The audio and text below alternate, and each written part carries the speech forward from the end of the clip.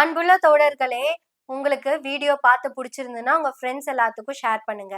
ஏன்னா நம்மளோட channel views போகாத அளவுக்கு தடுக்கப்பட்டிருக்கு. அதனாலதான் பொருளாதார ரீதியாக பெரும் தடையோட இருக்கிறோம். இப்போ நீங்க கொடுத்துக்கிட்டு இருக்கிற இந்த தொகை எங்களுக்கு சேனல் நடத்த ரொம்பவே சப்போர்ட்டிவா இருக்கு. நீங்க ஒரு மாதத்துக்கு 100 ரூபாய் தொடர்ந்து மாதம் மாதம் அனுப்புங்க. உங்க சப்போர்ட்னால தான் நம்ம எனவே பேசுவோம் தொடர்ந்து நடக்கும். உதவி கொண்டிருக்கும் தோழர்களுக்கும் உதவ போகும் தோழர்களுக்கும் மிகப்பெரிய நன்றி. கல்வி கண் திறந்த காமராஜர் அவரை பத்தின நிறைய கதை இருக்கு. இப்ப நான் சொல்ல போறது அதுல ஒரு கதை. பழைய படத்தை எல்லாம் ரீமேக் பண்ற மாதிரி இப்ப அந்த கதையையும் ரீமேக் பண்ணிருக்காங்க. முதல்ல அந்த கதை என்னன்னு தற்கால ஜென்சி கிட்ஸான தற்குறிகளுக்கு சொல்லணும்னு ஆசைப்படுறேன். அன்புள்ள தற்குறிகளே, விஜய்க்கு பொண்டாட்டியா கூட போவேன்னு நினைச்சு போக முடியாம போன செகண்டா போறேன்னு சொல்ற தற்குறிகளே, இந்த கதையை நீங்கள் கேளுங்கள். இது உங்க அறிவு கண்ணை திறந்தாலும் திறக்கும். எனக்கு பிஜிஎம் வராது, நீங்களே பிஜிஎம் போட்டுக்கோங்க. இந்த பிஜியத்தோட நான் ஸ்டார்ட் பண்றேன். ஒருத்தர் தயங்கி தயங்கி குசேலன் மாதிரி கண்ணனை பார்க்க வரும் குசேலன் மாதிரி அப்படியே கூனி குறுகி தயங்கி தயங்கி நம்ம காமராஜர் கர்ம வீரர் காமராஜரை பார்க்க வராங்க. காமராஜர் மிக கம்பீரமாக கண்ணனை போல் தலைமைச் செயலகத்தில் அமர்ந்திருக்காரு முதல்வராக. சிவனை பார்க்க போகும் தர்மியை போல் இந்த நண்பரும் சென்று கொண்டிருக்கிறார். காமராஜரும் நோக்கினார், இவரும் நோக்கினார். காமராஜர் கிட்ட போய், ஐயா, பழசெல்லாம் நீங்க மறக்கலன்னு நினைக்கிறேன், நானும் நீங்களும் ஃப்ரெண்டு, வாங்கி திம்போ நண்டு. இப்ப என் பிள்ளைக்கு கல்யாணம், முதலமைச்சரா நீங்க வந்தீங்கன்னா எனக்கு பெருமை. இல்லை, நான் என்ன உன் ஃப்ரெண்டா? நான் முதலமைச்சர்டா. நினைச்ச மாதிரி எல்லாம் அப்படி வர முடியாது, எனக்கு நிறைய வேலை இருக்கும். போ, புள்ளகலையா இருந்தா நல்லா நடத்து, நான் இங்க இருந்தே வாழ்த்துறேன், சரியா அப்படின்னு அனுப்பி விட்டுறாரு. கண்ணனை பார்த்த குசேலனுக்கு மகிழ்ச்சி கிட்டியது, சிவனை பார்த்த தர்மிக்கும் பரிசு கிட்டியது. ஆனா கர்ம வீரரை பார்த்த நண்பருக்கு ஏமாற்றமே மிஞ்சியது. கல்யாணம் நடக்கிற அன்னைக்கு காலையில ஒரே பரபரப்பு. ஓங்கி உயர்ந்த ஒரு ஆலமரம், அந்த ஆலமரத்தினிலே அற்புத வனத்தினிலே கிராமத்து தெருக்களையே பள்ளிக்கூடமாக பயின்று வந்த இந்த காமராஜரும் அவருடைய நண்பரும், காமராஜர் தன்னுடைய மகளின் கல்யாணத்துக்கு வராருன்னு தெரிஞ்ச உடனேயும் அந்த நண்பருக்கு பரபரப்பாயிருச்சு. என்னடா இது, பத்திரிக்கை கொடுக்க போனப்போ மூஞ்சில அடிச்ச மாதிரி போடா அப்படின்னா, என்ன முதல்வர்னா உன்னோட முன்னாள் ஃப்ரெண்டா அப்படின்னு கேட்டா, காமராஜரும் சிறப்பாக அந்த கல்யாணத்தை நடத்தி முடிச்சு வச்சுட்டு கிளம்பி வந்துட்டாரு. அப்படி ரிட்டர்ன் வந்துகிட்டு இருக்கும் போதுதான் பக்கத்து சீட்ல உட்கார்ந்து ஒருத்தர் காமராஜர் கிட்ட கேட்டாராமா, என்னங்கய்யா நீங்க வரேன்னு சொல்லியிருந்தா ஏற்பாடுகள் இன்னும் தடபுடலா பண்ணிருப்பாங்கல்ல. ரொம்ப தடபுடலாவே பண்ணிருப்பான், வேண்டான்னு தான் சொல்லல. முதல்வர் வராருன்னு தெரிஞ்சா ஊரா இருக்கிற எல்லாருமே அந்த கல்யாணத்துக்கு வந்துருவாங்க. எத்தனை பேத்துக்கு பாவம் இவன் சோறு போடுவான். என் நண்பனின் மகளை தகப்பனின் நண்பனாக இருந்து வாழ்த்தணும்னு நினைச்சேன். இது எவ்வளவு அழகான ஒரு ஸ்டோரி, எவ்வளவு ஆழ்ந்த நட்பு. என்னதான் பழைய படம் எங்க ஊரு பாட்டுக்கார மாதிரி இருந்தாலும் ராஜா சின்ன ரோஜா மாதிரி சிறப்பா இருந்துச்சுல. இத போய் ரீமேக் பண்றேன்னு பகவான் கேசரி மாதிரி எடுத்து வச்சிருக்கிறாரு இந்த கோவாலு. ஐயோ கோவாலு, பாத்தீங்களா, பழக்க தோஷத்துல தெலுங்கு படத்தை திட்டோம், தப்புதானே அது. பகவான் கேசரியே 10 மடங்கு படவாலன்னு அவங்க ஊர்ல திட்டிக்கிறாங்க. ஏண்டா எங்க ஊரு கேசரி எடுத்து அது மேல 4 முந்திரி எக்ஸ்ட்ரா வச்சு எங்களை விட அதிகமா கெடுத்து கொடுத்துருக்கீங்களே, அந்த ரேஞ்சுக்கு அவங்க எல்லாம் பேசிக்கிட்டு இருக்காங்கன்னு ப்ளூ சட்டை மாறன் பேசிட்டாரு. அதை பத்தி நம்ம பேச வேண்டியது இல்ல.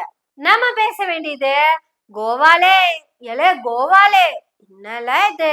உடனே யாராவது வந்து, நாடாளுமன்றத்தின் சிங்கம் கோபாலசாமியே நீ இப்படி பேசுற, உனக்கு என்ன தைரியம், அவரோட வயசு என்ன, அவரோட எக்ஸ்பீரியன்ஸ் என்ன அப்படின்னு கேட்பீங்க. அந்த டவுட், அந்த கேள்வி யாருக்கெல்லாம் வருதோ அவங்க எல்லாரும் நான் முன்னாடி சொன்ன கதைய 3 தடவை முக்கியாவது கேட்டுட்டு பின்னாடி சொல்ற கதைய கேட்கவாங்க. நாமெல்லாம் என்ன பண்ணுவோம், ஃபங்க்ஷன் வைக்கிறதுக்கு பத்திரிக்கை அடிப்போம். காமராஜர் வருவாரா, காமராஜர் பேரு போட்டு பத்திரிக்கை அடிக்கணுமா அப்படின்னு கேட்க வந்த ஒருத்தர், வேணாம் அது முன்னாடி இருக்கிற கதை, அது முடிஞ்சு போச்சு, இப்ப பின்னாடி இருக்கிற கதைக்கு வந்துடலாம்.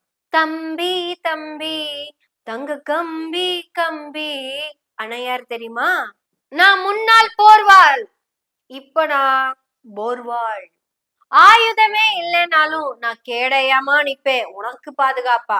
தம்பிக்கு நான் கேடயம், அவர்களுக்கு நான் ஆயுதம். உடனே தம்பியும் அண்ணே அண்ணே சிப்பாய் அண்ணே அப்படின்னு பாடிட்டார். அடுத்த வார்த்தையும் பாடணுமா?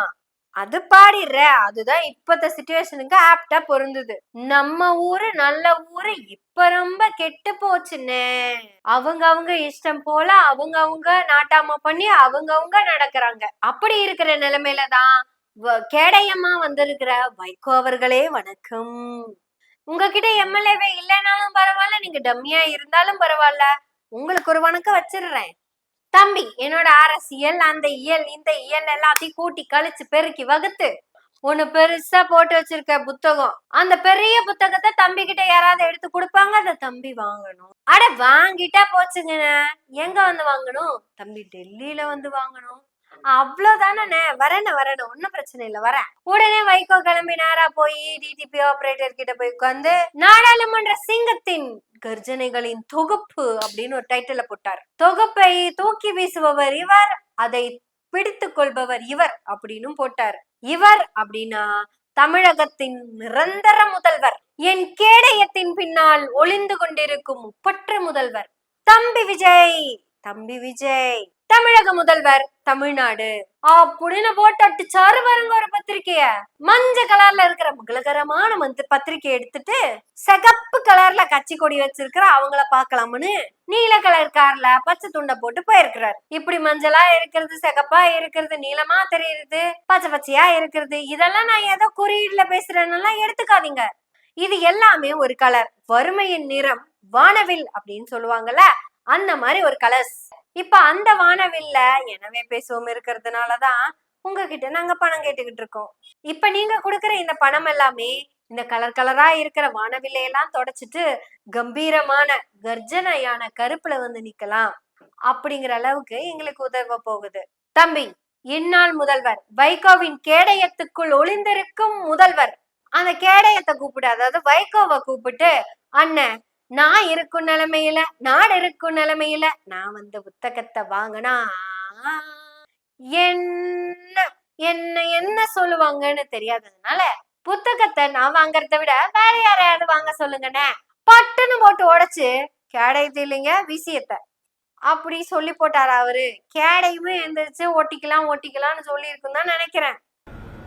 நம்முடைய முதலமைச்சர் அவர்கள் வருகிற போது கூட்ட நெரிசல் ஏற்படக்கூடும் என்பதை நான் ஆழமாக யோசித்து நானே நம்முடைய முதல்வர் அந்த நிகழ்ச்சியிலே பங்கெடுப்பதை தவிர்த்து விடலாம் என்று கருதி அவர்களிடம் இந்த சிரமங்கள் இருக்கின்றன,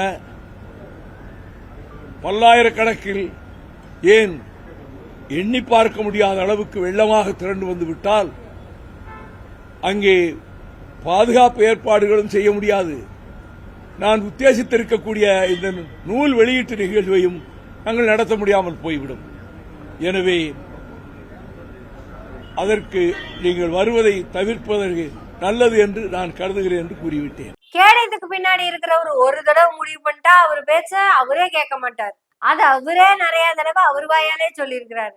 ஆமா, ரெண்டாவது கதையும் சொல்லி முடிச்சுட்டேன். இது எப்படி காமராஜர் கூட லிங்க் பண்றது? கிடைச்சிருச்சு. ரொம்ப சிம்பிளா கிடைச்சிருச்சு. காமராஜர் வருவது தெரிந்தால் கூட்டம் சேர்ந்து விடும் என்று தெரிந்து காமராஜரே வரமாட்டேன்னு சொல்லிட்டார். இப்ப தம்பி வந்தா கூட்டம் சேர்ந்துடும் தம்பிக்கு தெரியாம போனதுனால அண்ணனே பத்திரிக்கை அடிச்சு கூப்பிட்ட அண்ணனே, தம்பி பத்திரிக்கையில உங்க பேரை போட்டுட்டேன், ஆனா தெரியாம போட்டுட்டேன். பத்திரிக்கையில பேரை போட்டுட்டு நீங்க வாங்க அப்படின்னு கூப்பிடுறக்கா வந்தேன். நீங்க வர வேண்டாம் தம்பி, நீங்க வந்தா கூட்டம் வந்துரும். கட்டுக்கடங்காத கூட்டத்துல 41 பேர் போயிட்டாங்கன்னா நீங்க உடனே அவங்களுக்கு அரசு வேலை கொடுப்பீங்க. அத நீதிமன்றம் நிறுத்தி வச்சிரும். அப்புறம் இத பத்தி நீங்களும் நானும் பேச முடியாம போயிரும். அதுக்கு இந்த இளவெடுத்த புத்தகத்தை வாங்கறதுக்கு நீங்க வராம இருந்தாதான் என்ன? ஆனா நீங்க ஏன் வரணும் தம்பி? உங்க கட் அவுட்ட கொடுங்க, கட் அவுட் கையில கொடுத்துட்றேன். இப்ப உங்க ஆளுங்கெல்லாம் வேற ஒரு ஆளை உங்களை மாதிரியே ட்ரெஸ் பண்ணி மேக்கப் எல்லாம் போட்டு குட்டி சிஎம்னு உட்கார வச்சிருக்காங்களே, அந்த மாதிரியே பண்ணி போடலாம் தம்பி, அந்த மாதிரியே பண்ணி போடலாம். இப்படி மானம் கெட்டு போன மானமிகு கரைப்படியாத மனிதர் வைகோ அப்படின்னு அவருக்கு அவரே பட்டம் கொடுத்துக்கிட்ட வைகோ, நாஞ்சல் சம்பத்தை தோற்கடித்தே தீர்வேன் என்று கொள்கையோடு ஒற்றை காலில் நின்று கொண்டிருக்கும் வைகோ, சுயமரியாதை சுடர் வைகோ அப்படின்னு இனிமே நம்ம சொல்ல முடியாது. சுடரணைந்த வைகோ. ஒரு காலத்துல கருப்பு துண்டை போட்டுட்டு அப்படி நின்னு பேசுவாரு பாருங்க. அதையெல்லாம் பார்த்துதான் இயக்குனர் மணிவண்ணனும் புரட்சி தமிழர் சத்யராஜ் எல்லாம் ஏமாந்துருக்காங்க. அமைதி படை படத்துல அந்த கேரக்டர் பேரு கோபாலசாமி. ஆமா. அப்புறம் தாய்மாமன் படத்துல தெரியுமில்ல உங்களுக்கு. இப்ப மட்டும் மணிவண்ணன் தோழர் இருந்திருந்தாருன்னு வச்சுக்கலாங்களேன், அந்த கேரக்டர் எடுத்து அவர் எப்படி படம் எடுப்பாரு உங்களுக்கு தெரியுமில்ல. இப்படியாக காமராஜர் காலத்துல இருந்த கதையும் இப்ப கரண்ட்ல நடந்துகிட்டு இருக்கிற கதையும் ஒரே மாதிரி இருக்குதா? கூட்டம் வந்துவிடும் என்று முதல்வர் வரவில்லை என்றார். கூட்டம் வந்துவிடும் என்று முதல்வரை வர வேண்டாம் என்று சொன்னார். வைகோ சிங்கத்தின் கால்கள் பழுதுபட்டாலும் இப்படியெல்லாம் நான் பேசுவேன்னு நினைக்கிறீங்களா? அது எங்க சீட்னா நியாவ் அப்படின்னு ரொம்ப நாள் ஆச்சு. அது மியாவுன்னு கத்துட்டும் நம்ம பேசுவோம். எனவே பேசுவோம் நாள்தோறும். உங்களுடைய ஆதரவுகளை நன்றிகளோடு எதிர்பார்த்து கொண்டிருக்கிறோம். நன்றி, வணக்கம்.